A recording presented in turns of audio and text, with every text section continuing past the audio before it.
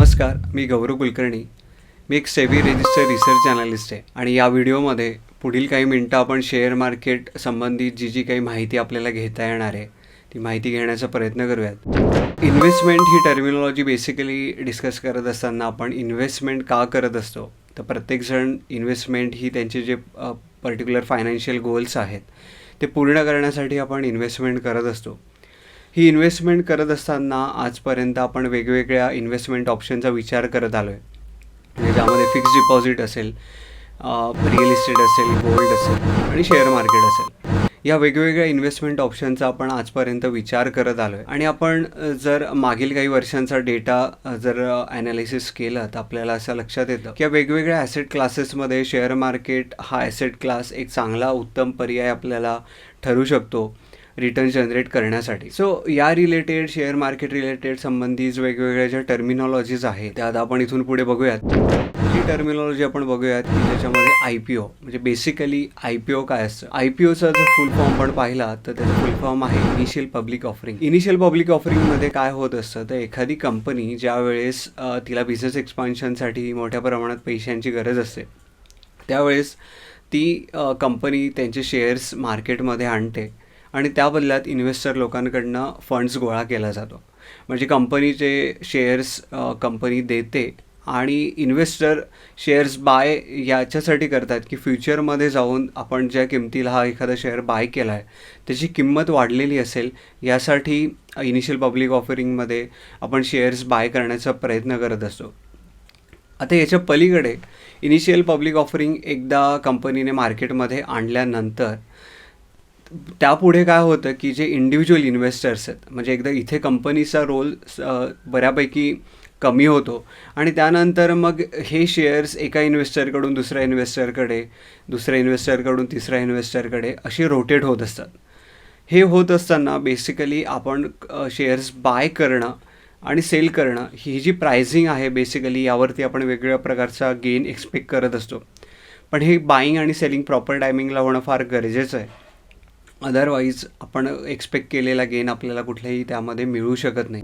आता आपण दुसरी टर्मिनॉलॉजी बघणार आहोत ती म्हणजे मार्केट कॅपिटलायझेशन. मार्केट कॅपिटलायझेशन हे युजली कॅल्क्युलेट होतं की एका शेअर्सची किंमत किती आहे multiply by total number of shares याच्यावरून मार्केट कॅपिटलायझेशन कॅल्क्युलेट होतं. आता शेअर मार्केटमध्ये युजली आपण बघायला गेलो तर लार्ज कॅप, मिड कॅप आणि स्मॉल कॅप असं शेअर्सचं कॅटेगरायझेशन केलेलं असतं. सुरुवातीचे 100 शेअर्स हे लार्ज कॅपमध्ये येतात.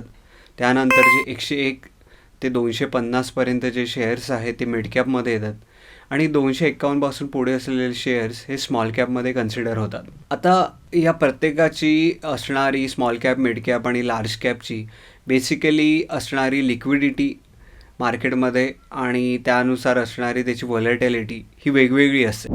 तिसरी टर्मिनॉलॉजी आपण बघणार आहोत ती म्हणजे sectoral index. Sectoral index basically वेगवेगळ्या कंपनी ज्या असतात त्या कंपन्या एका सेक्टरमध्ये आणून ही इंडेक्स तयार केली जाते. या इंडेक्सचा बेसिक पर्पज हा असतो की एखादं सेक्टर एखाद्या पर्टिक्युलर दिवशी किंवा एखाद्या पर्टिक्युलर टाईम फ्रेममध्ये किती अपट्रेंडमध्ये आहे आणि किती डाऊन ट्रेंडमध्ये आहे हे ॲनालिसिस करण्यासाठी सेक्टोरियल इंडेक्सचा फारसा उपयोग आपल्याला करता येतो. यामध्ये वेगवेगळ्या सेक्टोरियल इंडेक्स असतील. त्यामध्ये ऑटो सेक्टोरियल इंडेक्स एक आहे, बँकिंग इंडेक्स आहे, नंतर आपण बघितलं तर मेटल इंडेक्स एक आहे, त्यानंतर कन्झ्युमर ड्युरेबल्स इंडेक्स आहे. तर या सेक्टोरियल इंडेक्सचा अर्थ असा होतो की एखादी इंडेक्स अपट्रेंडमध्ये आहे याचा अर्थ त्यातले सगळे शेअर्स अपट्रेंडमध्ये असतील असं होत नाही, किंवा एखादी इंडेक्स डाऊन ट्रेंडमध्ये आहे याचा अर्थ त्या इंडेक्समधले सगळे शेअर्स डाऊन ट्रेंडमध्ये असतील असंही होत नाही, कारण एका पर्टिक्युलर प्रपोर्शनेटनुसार या इंडेक्सचं कॅल्क्युलेशन केलं जातं. म्हणून आपण बऱ्याच वेळेस बघितलं तर आपण असं बघतो की एखादी सेक्टोरियल इंडेक्स अपट्रेंडमध्ये आहे त्यातले काही शेअर्स त्यावेळेस मे बी पॉझिटिव्ह रिटर्न्समध्ये दिसत नसतील त्या पर्टिक्युलर टाइम फ्रेममध्ये. सो सेक्टोरियल इंडेक्स बेसिकली आपण जेव्हा व्हॅल्युएशन कन्सेप्ट अप्लाय करतो की एखादं सेक्टर महाग आहे का एखादं सेक्टर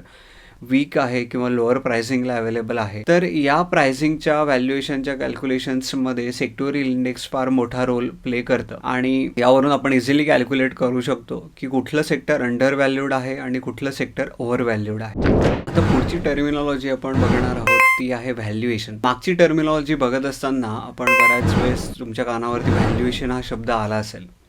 तर व्हॅल्युएशन बेसिकली असं काय, तर इन टर्म्स ऑफ शेअर्समध्ये आपण बघायला गेलं किंवा इन टर्म्स ऑफ सेक्टर्समध्ये आपण बघायला गेलं, हे डिफाईन करत असताना एक रेशो नेहमी व्हॅल्युएशनला महत्त्वाचा ठरतो. तो असतो प्राइस टू अर्निंग रेशो, ज्याला आपण पीई रेशो असं म्हणतो. Price to earning ratio define करत असताना price per share divided by earning per share याच्यावरून आपल्याला पीई रेशो हा कॅल्क्युलेट होतो. आणि जर समजा एखाद्या सेक्टरचा पीई रेशो हा दुसऱ्या सेक्टरपेक्षा जास्त असेल तर आपण म्हणतो की ते सेक्टर महाग आहे, आणि एखादा याच्या व्हाईस वर्सा असेल आपण ते म्हणतो की ते एक पर्टिक्युलर सेक्टर हे स्वस्त आहे. आता याला आपण एका एक्झाम्पलने समजण्याचा प्रयत्न करूयात. समजा आपल्या समोर 2 शेअर्स आहेत. एक शेअर आहे 100 रुपयाचा आणि एक शेअर आहे 200 रुपये. तर 100 रुपये आणि 200 रुपये कंपॅरिझन केल्यानंतर आपल्याला फ्रॉम करंट मार्केट प्राइसवरून आपल्याला असं लक्षात येईल की 100 रुपयाचा शेअर हा स्वस्त आहे आणि 200 रुपयाचा शेअर हा महाग आहे. पण आपण जेव्हा price to earning ratio consider करून याचं व्हॅल्युएशन काढण्याचा प्रयत्न करतो त्यावेळेस असं लक्षात आलं समजा की 100 रुपयाचा शेअरचा पीई रेशो हा 20 आहे आणि 200 रुपयाच्या शेअरचा पीई रेशो हा 10 आहे. तर प्राइस टू अर्निंग रेशो नुसार काय झालं की 100 रुपयाचा शेअर्स हा महाग ठरला आणि 200 रुपयाचा शेअर्स हा स्वस्त ठरला. सो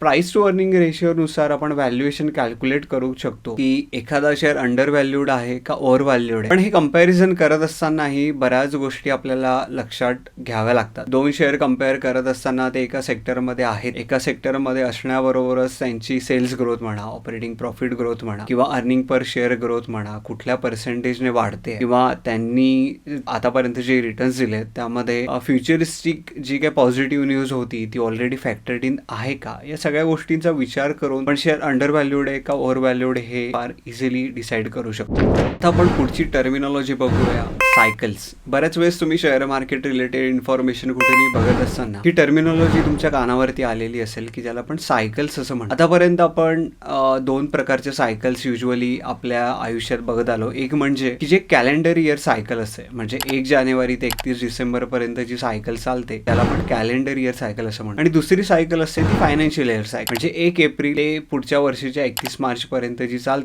त्याला आपण फायनान्शियल इयर सायकल असं कन्सिडर करतो. पण शेअर मार्केट या युजली दोन्ही सायकल वरती वर्कआउट होत नाही. शेअर मार्केट हे व्हॅल्युएशन सायकल्स वरती वर्कआउट होतं. म्हणजे जसं आपण बघितलं की मार्केट ऑलरेडी जसं आपण डिस्कस केलं की एखादा शेअर म्हणा किंवा एखादा सेक्टर हे अंडर व्हॅल्यूड असेल तर तिथून त्याची रिटर्न देण्याची कॅपॅसिटी काही प्रमाणामध्ये जास्त असते rather than over valued sector. आता हे का होतं, अंडर व्हॅल्यूड सेक्टर्स जे आहे बेसिकली किंवा अंडर व्हॅल्यूड शेअर्स आपण म्हणूया, हे रिटर्न देण्याची कॅपॅसिटी का वाढ, कारण कदाचित ते ऑलरेडी इतक्या खालच्या लेवलला ट्रेड होत असतात की तिथून अजून खाली जाण्याचे चान्सेस त्यांचे कमी होतात. आणि ओव्हर व्हॅल्यूड सेक्टरमध्ये काय होतं की ऑलरेडी पीई रेशो एक्सपान्शन झालेलं असतं आणि एक्सपान्शन झालेलं असताना तिथून एखादी निगेटिव्ह न्यूज आली तर मार्केट त्या प्राइस टू अर्निंग रेशोला पर्टिक्युलर शेअर ट्रेड होत नाहीत मार्केटमध्ये आणि तिथून त्याचा प्राइस टू अर्निंग रेशो हळूहळू खाली येण्यास सुरुवात. म्हणून मार्केट हे नेहमी व्हॅल्युएशन वरती चालतं. म्हणजे आता जरी तुम्ही प्रेझेंट सिनारिओ मध्ये बघितलं तर मार्केटमध्ये जी काय आता पडझड झालेली आहे ही सगळी व्हॅल्युएशन करेक्शनचाच एक भाग आहे. त्याच्यामध्ये market already over valued zone मध्ये गेलं होतं आणि तिथून हळूहळू का होईना हळूहळू मार्केट